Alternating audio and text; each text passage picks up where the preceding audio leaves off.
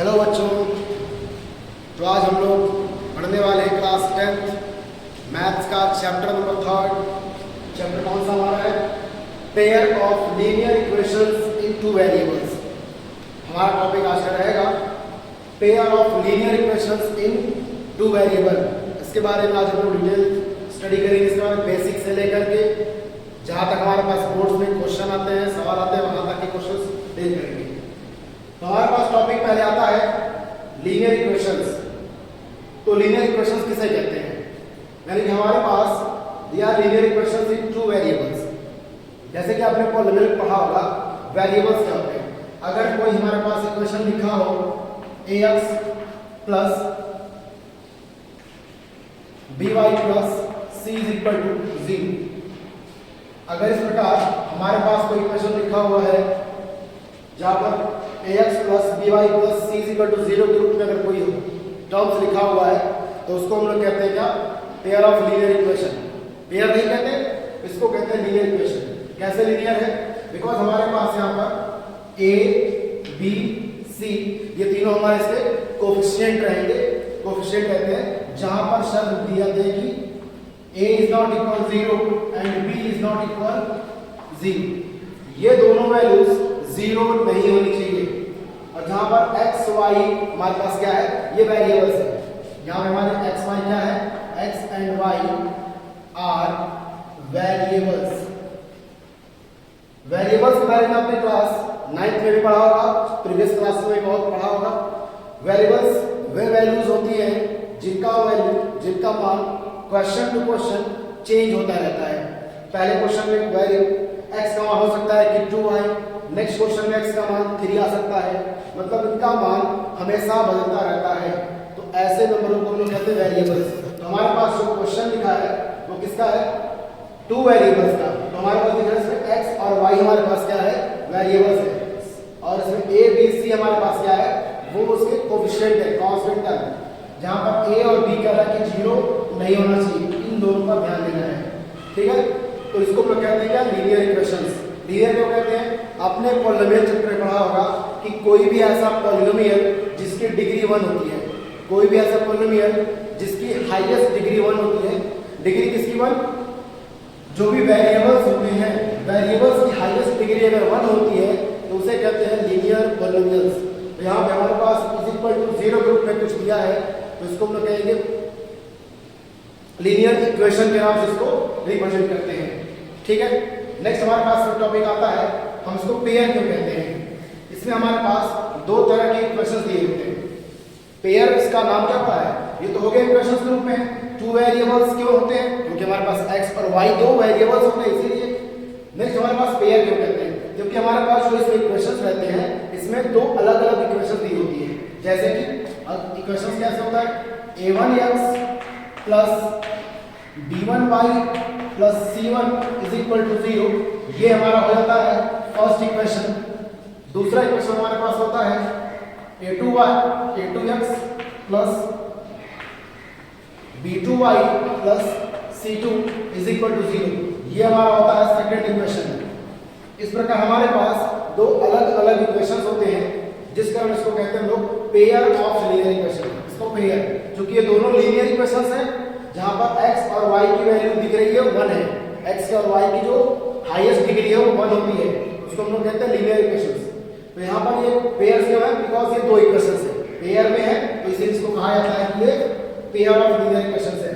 अब हमें इसके सॉल्यूशन के बारे में बात करना है। सॉल्यूशन करने के 2 तरीके से हैं। बात करते हैं इसके सॉल्यूशन की। इसके सॉल्यूशन 2 प्रकार से हम इन लीनियर इक्वेशंस को सॉल्व कर सकते हैं। एक मेथड होता है आपका ग्राफिकल मेथड। पहला मेथड जो होता है वो आपका होता है ग्राफिकल मेथड, और दूसरा होता है आपका अलजेब्रिक मेथड। तो 2 मेथड से हम लोग इस इक्वेशन को सॉल्व करते हैं। पहला हमारे पास आता है ग्राफिकल मेथड, दूसरा आता है अलजेब्रिक मेथड। तो बारी बारी मेथड को समझते हैं क्या क्या दिया है। ग्राफिकल मेथड्स में जो भी हमारे पास पेयर ऑफ लीनियर इक्वेशंस होते हैं, जो भी हमारे पास, जैसे हमारे पास इक्वेशन क्या था? a1x plus b1y plus c1 is equal to 0। ये हमारे पास इक्वेशन फर्स्ट। फिर हमारे पास a2 x plus b2y plus c2 is equal to 0। हमारे पास ये दो इक्वेशन होते हैं, इसके जो कोफिशिएंट होते हैं उनका हम आपस में कंपेयर करते हैं। कोफिशिएंट कौन कौन से? a1, b1, c1, ये जो इसके कोफिशिएंट होते हैं वेरिएबल्स के, इनके साथ हम कंपेयर करते हैं, कंपेयर करके वैल्यू को पता करते हैं। चलिए आपस में जरा इसको रिलेट करते हैं, इसी माध्यम से समझते हैं। पहले पता करते हैं इसके सॉल्यूशंस, कितने सॉल्यूशंस कैसे कंपेयर करते हैं। तो रूल नंबर फर्स्ट आता है, यदि हमारे पास फर्स्ट रूल आता है हमारे पास क्या, यदि a1 upon a2 is not equal to b1 upon b2 होता है। यदि हमारे पास कोई दो इक्वेशन लिखा हो जिसमें हमारे पास नियम दिया जाएगा, यदि a1 अपॉन a2 मतलब जो पहले इक्वेशन का पहला मान a1 अपॉन ये a1 upon a2 is not equal, ये इक्वल नहीं होते किसके बराबर, b1 अपॉन b2 के इक्वल नहीं होते हैं, तो ऐसे इक्वेशंस के जो सॉल्यूशन होते हैं वो क्या होते हैं, यूनिक सॉल्यूशन होते हैं। ऐसे इक्वेशंस के यूनिक सॉल्यूशन होते हैं। और ये लाइंस क्या होती हैं, जो भी लाइंस ड्रॉ होती है ग्राफिकली मेथड में, वो लाइन क्या होती है, इंटरसेक्टिंग लाइन होती है। जो लाइंस होती हैं वो भी आपस में इंटरसेक्टिंग लाइंस होती हैं। दैट मींस अगर हम ऐसा कोई क्वेश्चन मिले और उसको अगर हम ड्रॉ करें जो ये रूल सेटिस्फाई नहीं करता है, तो उसमें एक ग्राफ हो सकता है ऐसा ड्रॉ हो, एक लाइन, और एक लाइन हो सकता है ऐसा ड्रॉ हो, बीच में एक जगह पर सिर्फ ये वैल्यूज कट करती हैं, और इसीलिए इसको कहते हैं यूनिक सॉल्यूशन। चूंकि ये एक ही जगह पे कट करता है, तो सॉल्यूशन में जहां पर x और y का दो ग्राफ, दो लाइन, मानो कि ये इक्वेशन फर्स्ट बनाया था, इक्वेशन फर्स्ट से ये वाली लाइन ड्रॉ हुई और इक्वेशन सेकंड से ये वाली लाइन ड्रॉ हुई, जहां पर ये दोनों इक्वेशंस की लाइनें कट करेंगी वही इसका सॉल्यूशन होता है। तो हम देख रहे हैं क्या, इसमें एक ही जगह पर वैल्यू कट कर रही है, तो इसके सॉल्यूशन भी एक ही होते हैं। चलिए एग्जांपल देके समझते हैं। जैसे हमने एग्जांपल लिया 2x plus 3y plus 4 is equal to 0। दूसरा इक्वेशन हमारे पास है 2x plus 4y plus 5 is equal to 0। इस क्वेश्चन में हमारे पास दो अलग अलग इक्वेशन दिए हुए हैं, जहां पर हम देख सकते हैं क्या कि हमारे पास जो पहला रूल है a1 upon a2 is not equal b1 upon b2, क्या ये रूल सेटिस्फाई करता है या नहीं। तो यहाँ पे जो कोफिशिएंट है इक्वेशन फर्स्ट के कोफिशिएंट और इक्वेशन सेकंड के कोफिशिएंट, फर्स्ट वाले में x का जो कोफिशिएंट इसको कंपेयर करना है, तो यानी a1 ये हमारा a1 है और ये हमारा a2, इसको हम लोग नोट कर सकते हैं कि हमारी वैल्यूज बराबर आ रही है कि नहीं। तो a1 कितना हमारे पास 2 अपॉन 2, ये a1 अपॉन a2 कितना, ये b2 हमारे पास है। दूसरा हमारे पास क्या है b1 अपॉन b2, तो इक्वल करके दिखाना है। b1 का मान कितना है, y के साथ जोड़ता हुआ आपका b है, तो यहाँ पर क्या हो गया 3 अपॉन y का मान कितना 4। अब देख सकते हैं हम लोग क्या, ये वाली वैल्यूज इस वैल्यूज के इक्वल नहीं है, तो यहाँ पर हम लोग साइन इसका नॉट इक्वल का साइन लगा देंगे और ये वैल्यू सेटिस्फाई नहीं कर रही है। मतलब जो पहला नियम बताया गया था कि a1 upon a2 is not equal b1 upon b2, अगर ऐसा कोई कंडीशन अप्लाई होता है तो वो इक्वेशन क्या होता है, लाइन इंटरसेक्टिंग लाइन होती है और उसका सॉल्यूशन भी एक होता है। पहला नियम ये कहता है। सेकंड रूल हमारे पास इसमें है, इसी इक्वेशंस का सेकंड रूल हमारे पास क्या कहता है, सेकंड रूल कहता है कि यदि a1 upon a2 is equal to b1 upon b2 is equal to c1 upon c2, अगर हमारे पास ये जो भी हमारे पास दो इक्वेशंस होते हैं, इन तीनों के जो कोफिशिएंट्स होते हैं, इन तीनों के जो कोफिशिएंट्स होते हैं, अगर वो वैल्यूज आपस में इक्वल हो जाती हैं, तो जो भी सॉल्यूशन होता है वह इनफाइनाइटली मेनी सॉल्यूशन होता है। इनफाइनाइटली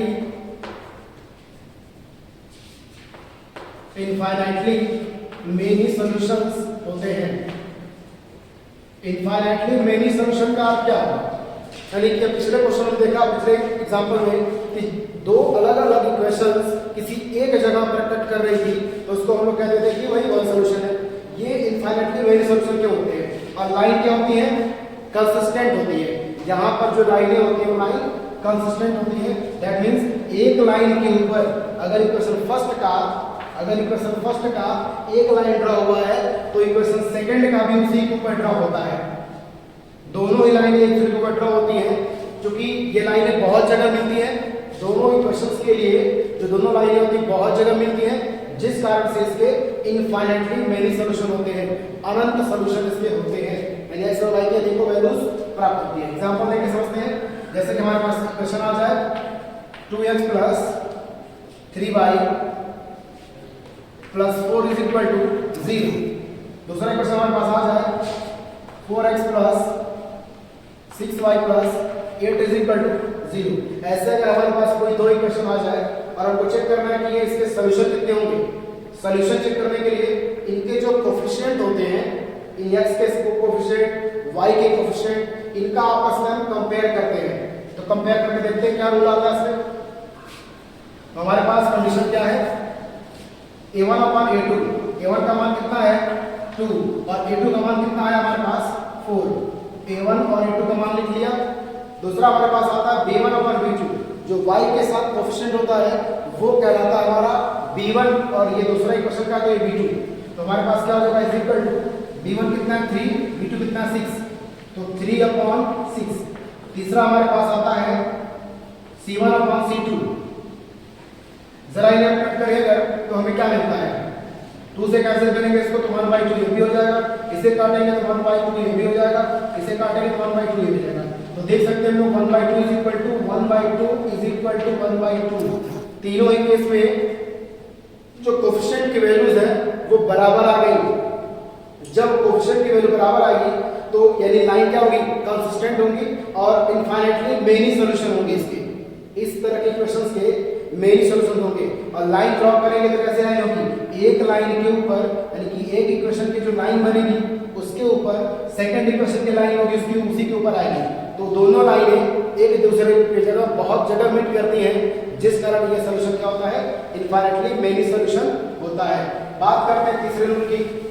थर्ड इसमें जो कॉन्सेप्ट हमारे पास है उसमें कितने सॉल्यूशन है? थर्ड केस हमारे पास इसमें है लिखा है यदि a1/a2 = b1/b2 is not equal to c1/c2 हो, मतलब a और b की जो कोफिशिएंट होंगे, x और y के जो कोफिशिएंट होंगे वो तो आपस में इक्वल होंगे, बट जो कांस्टेंट टर्म थर्ड वाला टर्म है उसका वैल्यूज, उसका जो रेशियो है इक्वल नहीं होगा। तो अगर ऐसा केस आता है तो क्या होता है? ऐसे क्वेश्चन, ऐसे इक्वेशंस के नो सॉल्यूशन होते हैं, मतलब कोई भी सॉल्यूशन नहीं होता है। ऐसा क्यों? क्योंकि इनकी जो लाइंस होती है वह पैरेलल लाइंस होती है। जो लाइंस होती है वो क्या होती है?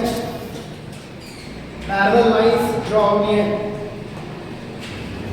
इसमें पैरेलल लाइंस ड्रॉ होते हैं, जिस कारण ये इक्वेशंस ड्रॉ करेंगे तो दोनों अलग अलग लाइनें ड्रॉ होती हैं।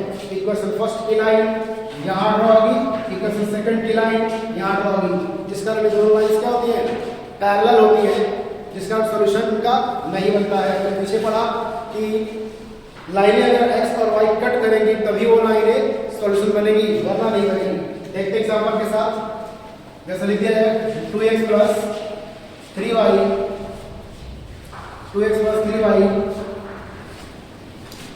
5 = 0।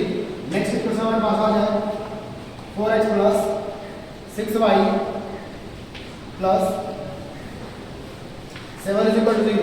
ऐसा कोई अगर क्वेश्चन लिख दिया जाए तो देखना ये कि ये लाइनें क्या सॉल्यूशन कोई देगी या फिर ये इनकंसिस्टेंट कोई नो सॉल्यूशन होगा।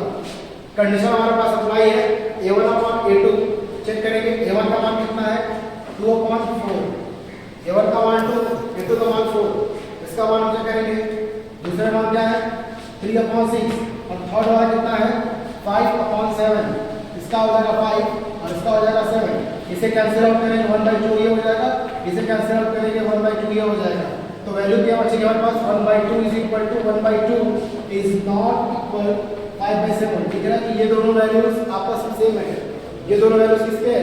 x का कोएफिशिएंट है और ये y का कोएफिशिएंट है। और थर्ड वैल्यू जो है वो इक्वल नहीं होगी। Third value constant value equal नहीं है। तो जो इस नियम को सेटिस्फाई करेगा, जब कोई इक्वेशन इस थर्ड वाला नियम को सेटिस्फाई करेगा तो उसके नो सॉल्यूशन होंगे, कोई उसके सॉल्यूशन नहीं होंगे और पैरेलल लाइंस होंगी, जो भी लाइन ड्रॉ होंगी वो पैरेलल होंगी। तो इस प्रकार हम लोग इसके सॉल्यूशन चेक करते हैं। अब आगे की क्लास बाद में किया जाएगा।